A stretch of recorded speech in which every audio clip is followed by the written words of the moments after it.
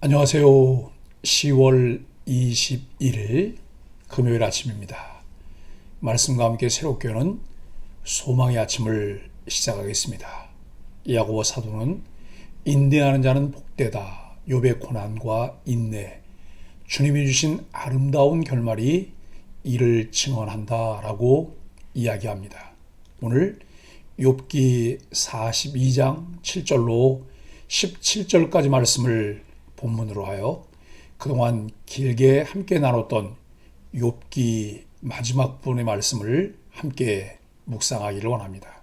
하나님의 최종 판결, 아름다운 회복이라고 하는 주제입니다. 하나님은 욥의 친구들을 꾸짖으심으로 욥의 손을 들어주십니다. 친구들이 하나님께 책망을 들은 것은 욥처럼 하나님을 향해 말하지 않고 하나님에 대해서만 말했기 때문입니다. 고난이나 어려움 가운데 있다면 하나님을 원망하는 마음이 들더라도 그 원망을 들어주시고 받아주시는 하나님께 나아가야 합니다.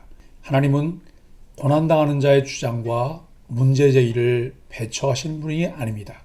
오히려 욥과 같이 솔직하게 하나님께 나아가 문제를 제기하고 탄식할 때 하나님은 더 가까이 오시며 그의 음성에 귀를 기울여 주시고 더 깊은 인격적 관계를 맺으십니다. 한때 격렬하게 논쟁했던 욥과 친구들은 하나님의 중재를 통해 이전의 관계로 회복되었습니다. 또한 형제 자매들과 친척들, 이웃들과의 관계도 회복되었으며 잃었던 재산도 갑절로 회복되었습니다. 무엇보다 큰 위로가 된 것은 다시 7 아들과 3 딸을 얻은 것입니다. 물론 새로운 자녀들이 이전의 자녀들을 대체할 수 있는 것은 아닙니다. 그럼에도 새로 얻은 자녀들로 인해 욥은 많은 위로를 받았을 것입니다. 여기서 눈에 띄는 것은 7 아들보다 3 딸이 강조되고 있다는 사실입니다.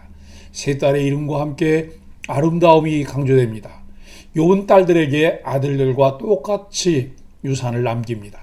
이는 하나님을 만남으로 욥이 변화되었음을 보여줍니다. 1장의 욥은 경직된 경건주의자였습니다. 그러나 하나님을 만난 욥의 모습은 이전과 전혀 다른 모습입니다. 하나님이 행위여복의 원리에 종속되지 않는 자유로운 분이듯 하나님이 창조하신 세상도 자유로운 곳인 동시에 하나님의 질서가 작동되는 곳입니다. 욥에게 세상은 더 이상 경직되고 두려운 곳이 아닙니다. 하나님을 통해 위로받고 새로운 희망을 본 사람에게는 세상이 고난과 아픔이 있는 곳임에도 아름답고 희망이 있으며 조화로운 곳입니다. 욥은 후에도 오랫동안 하나님께서 주신 은혜와 복을 향유하며 살다가 삶을 마감합니다. 우리가 잘 아는 욥의 이야기는 그가 진실하고 정직하며 하나님을 두려워하는 마음으로 섬기고 악을 멀리하는 사람이었습니다. 그러한 욥이 말로 표현할 수 없는 고통을 겪는 내용들과 그의 친구들과의 논쟁을 통해 이루어지는 하나님의 역사를 보았습니다. 욥기는 첫째, 고통의 원인이 죄 때문이라는 인과응보적 사고에서 벗어난 고난의 신비와 하나님의 주권적 섭리를 일깨워줍니다. 둘째, 인생의 본분은 하나님께 대한 절대 순종과 감사, 찬양임을 일깨워줍니다. 욥기를 묵상하며 왜 하나님을 섬겨야 하는가라는 질문에 하나님의 절대 주권적 섭리에 대한 깨달음과 순종의 결과물들이라고 대답할 수 있습니다. 욥기 첫 장은 욥에게 주어진 엄청난 고난에 대한 이야기로 시작되지만 마지막 장은 욥이 갑절의 복을 받았다는 내용입니다. 하지만 그 전에 더 중요한 이야기가 전개됩니다. 회개와 용서와 회복의 과정입니다. 이것이 있었기에 욥은 갑절의 복을 받을 수 있었습니다. 7절로 9절은 세 친구를 꾸짖으십니다. 욥과 대화를 마치신 하나님은 욥의 친구들을 향해 노를 바라십니다. 그들은 극심한 고통 가운데 괴로워하는 친구 욥을 위로해야 했습니다. 그러나 욥을 위로하기는커녕 더 괴롭게 했습니다. 그들은 욥보다도 온전치 못한 지식을 가지고 논쟁하다가 도리어 욥을 더 힘들게 했습니다. 본말이 전도되는 상황입니다. 우리가 우선시해야 할 역할이 있습니다. 가정에서, 교회에서, 일터에서 하나님의 백성으로서 먼저 부름받은 자의 사명이 있습니다. 개인적인 감정과 상황이 부름받은 자의 사명보다 앞서지 않게 하십시오. 욥의 친구들은 하나님께 번제를 바치라는 명령을 받습니다. 그들은 욥에게 잘못을 했는데 하나님은 당신께 번제를 드리라 명하시면서 욥의 기도를 통해 그들을 용서하시겠다고 말씀하십니다. 그들이 욥을 힘들게 하고 상처를 주었지만 그 악한 행동은 동시에 하나님을 향한 범죄였습니다. 하나님은 우리가 작고 연약한 사람들에게 하는 행동을 당신께 한 행동으로 여기십니다. 우리가 무시해도 되는 사람은 아무도 없습니다. 그 이유는 지극히 작은 자도 하나님이 사랑하고 관심을 거두지 않으시기 때문입니다. 10절로 12절은 공감과 용서를 통한 회복입니다. 욥은 하나님의 은혜로 회복되었습니다. 욥은 모든 앙금을 털고 일어나 하나님께 나아갔고 하나님은 어떤 쓰라림과 악한 마음 없이 당신 앞에 선 욥을 회복시켰습니다. 어찌 보면 회개와 용서는 동전의 양면과 같습니다. 그 둘은 함께 있어야 합니다. 하나님은 친히 욥과 논쟁을 했던 그 친구들을 꾸짖으시면서 제사를 통해 용서를 받게 하시는데 제물을 준비하고 욥에게 했던 행동들이 엄청난 죄라는 것을 알게 합니다. 하나님은 욥과 친구들의 관계를 회복시키시기 위해 중재하시며 욥이 친구들을 위해 기도하게 하심으로 다시 친구가 되게 하십니다. 하나님은 죄와 허물로 영원히 죽어 하나님 앞에 다시 설 수 없었던 우리 인생들을 회복시키시기 위해 친히 구원 계획을 세우시고 아들 예수 그리스도를 대속의 제물로 주셨습니다. 죽임당하신 아들 예수 그리스도를 구원자로 믿을 수 있게 하시고 회복의 은혜를 주셔서 하나님 나라 백성으로 살게 하셨습니다. 그 은혜를 받았기 때문에 우리에게 그 은혜를 아는 자, 그 은혜를 누리는 자의 삶을 살아내는 것이 요구됩니다. 10,000달란트 빚진 자가 받은 엄청난 은혜는 자기에게 100데나리온 빚진 자를 마땅히 용서하는 것으로 이어져야 합니다. 우리에게 임한 하나님의 은혜는 세상이 생각할 수 없는 용납으로 우리를 인도합니다. 우리는 환난과 고통에서 벗어나 다른 이들에게 번듯한 자신의 모습을 보여주고 싶어 합니다. 나를 무시했던 자들과 나에게 고통을 주었던 악한 이들에게 그대로 되돌려주고 싶어 합니다. 그런데 욥의 회복 과정을 보면 이런 안갚음의 이야기는 찾아볼 수 없습니다. 화해하고 회복되며 예전으로 돌아갑니다. 하나님은 환난의 옛일을 생각하지 말고 하나님의 일을 생각하라고 하십니다. 하나님은 상처와 무너진 질서를 회복시키는 과정을 반드시 거치게 하십니다. 그 과정에 참여하며 하나님께서 이루시는 은혜의 과정을 따르는 순복하는 복을 누리는 자들이 되어야 합니다. 이것이 하나님의 은혜를 아는 길이며 과거를 청산하며 새 길로 나아갈 수 있는 방법입니다. 과거의 매인 자, 쟁기를 잡고 뒤돌아보는 자는 하나님 나라에 합당한 사람이 아닙니다. 13절로 17절은 생명의 회복입니다. 하나님은 욥에게 갑절의 복을 주시고 장수하게 하셨습니다.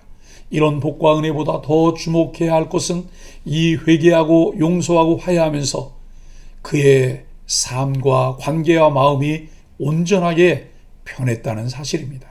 그는 하나님의 복과 은혜를 받을 만한 자였기에 하나님의 복이 그의 삶을 채웠습니다. 그런데 우리는 중요한 과정은 생략하고 결과인 복만 받기를 원합니다. 아직 죄가 남아있고 관계는 깨진 상태에 있고 삶은 세속적이면서 하나님의 은혜와 복을 받기를 바랍니다. 씨 뿌린 것이 없으면 거둘 것이 없습니다. 하나님은 복을 주시는 분입니다. 복을 주시는 분께 복을 달라고 구하는 것은 잘못이 아닙니다. 하지만 그 복과 은혜를 받기 위해 우리에게 필요한 것이 있음을 잊어서는 안 됩니다. 하나님의 목적은 물질의 복이 아닌 우리의 영혼을 온전히 회복시키는 것에 있음을 기억해야 합니다. 온전한 회복과 은혜가 임하면 과거의 모든 상처는 눈 녹듯이 사라집니다. 하나님이 욥에게 아들 7과 딸 3을 다시 주시고 이전보다 더 큰 복을 주십니다. 그렇다고 해서 욥이 잃었던 자녀들이 돌아온 것은 아닙니다. 그러나 하나님의 은혜는 아픈 상처를 깨끗하게 덮고도 남습니다. 은혜 밖에 있는 사람은 과거에 매여 상처를 묵상하지만 은혜 안에 있는 사람은 매 순간 동행하시는 하나님을 묵상합니다. 이 은혜는 이미 우리 안에 있습니다. 이 은혜를 깨닫고 누리는 사람들만이 소망의 아침을 열어가며 하나님의 역사를 계속 이어갈 주자가 될 수 있습니다. 사랑하는 소망의 가족 여러분, 욥과 친구들의 최종 판결자는 하나님이십니다. 내 신념으로 누군가를 판단한다면 훗날 하나님이 어떻게 평가하실까요? 욥기의 긴 과정에서 우리는 많은 것을 보고 배웠습니다. 하나님의 말씀은 다함이 없는 마르지 않는 샘 같아서 퍼내고 또 계속 퍼내야 합니다. 욥의 아름다운 회복으로 행복한 결말 이상의 메시지들이 있다는 것을 발견합니다. 첫째, 중보 기도자의 삶입니다. 욥이 친구들을 위해 기도하자 하나님은 욥을 곤경에서 돌이키시고 갑절의 복을 주셨습니다. 둘째, 관계의 회복이 물질 회복보다 우선한다는 것을 보여줍니다. 형제자매와 지인들이 그를 찾아와 위로한 일은 하나님의 종으로서의 명예회복과 더불어 이웃과의 관계회복을 의미합니다. 셋째, 아들뿐 아니라 딸에게도 동등하게 기업을 나누어 주는 것을 보여주시는데 이는 양성평등을 실천하는 모습입니다. 욥의 삶은 단순한 회복에 그치지 않았습니다. 완전한 변화였습니다. 법칙과 목적에 좌우되는 삶이 아니라 아름다움을 추구하는 미학과 나눔의 삶으로 바뀌었습니다. 욥기는 하나님의 관심을 보게 하고 그것을 이루는 과정이 있다는 것을 알게 합니다.